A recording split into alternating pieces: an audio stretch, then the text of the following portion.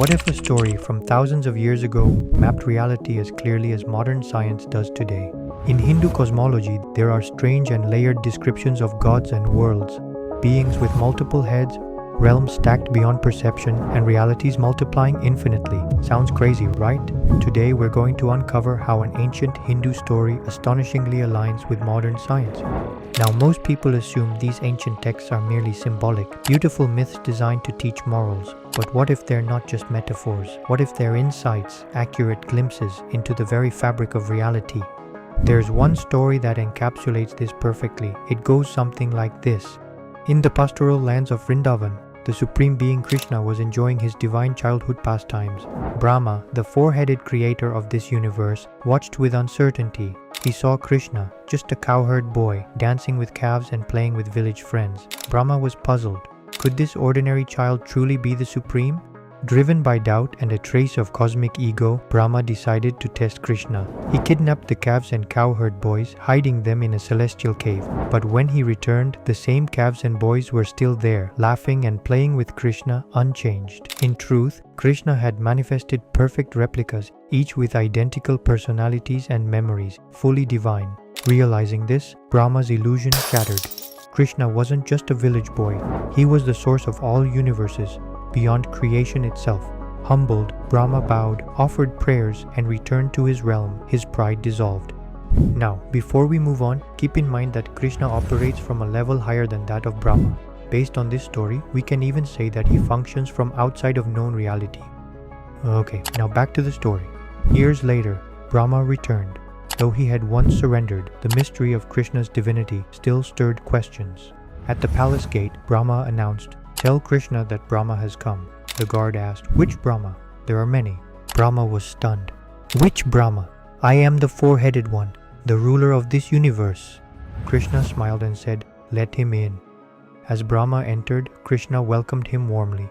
Then, to dissolve the last traces of doubt, Krishna closed his eyes, and the palace expanded. In a moment, countless Brahmās from all universes began arriving. Some had 10 heads, others 100, 1,000, even millions, each shaped by the complexity of their universe. Some were massive, others radiated unimaginable power. The four-headed Brahmā stood silent, watching countless versions of himself. The scale of it broke the last thread of his pride. Falling to the ground in awe, he understood. He was not the sole creator. He was just one of many, each limited to their own universe, all governed by the same source who transcended time, space, and identity. This moment mirrors something surprisingly close to a theory in modern physics, the many worlds interpretation of quantum mechanics. It goes like this. Every time a simple event occurs, like flipping a coin, reality doesn't pick a side, meaning it doesn't land heads or tails. It splits. In one version of reality, the coin lands heads. In another, it lands tails. And in each reality, there's a version of you watching it happen, neither aware of the other. It's not that the coin is undecided, it's that both outcomes become real. You just happen to move forward in one of them. And this branching doesn't stop with coins. It happens with every possibility, every chance, every event. Now think about Krishna summoning countless Brahmās. Each one could represent a version of reality, an infinite number of Brahmās for an infinite number of outcomes, spread across an infinite number of universes, each one governed by its own laws, each one fully real, and they weren't all the same. Some had 4 heads, others hundreds, even millions. Each head symbolized how much they could perceive or how many dimensions they governed. It might sound strange, but it aligns with another theory, that our universe could be just one layer within a much larger, higher dimensional space. According to Einstein's general theory of relativity, our universe has 4 dimensions, 3 of space and 1 of time. And we, as humans, are 3-dimensional beings living in a 4-dimensional universe. That's why we can move freely through length, width, and height, but not through time. We experience time only in one direction, situated in the present, perpetually headed towards the future. But imagine a being that's fully 4-dimensional.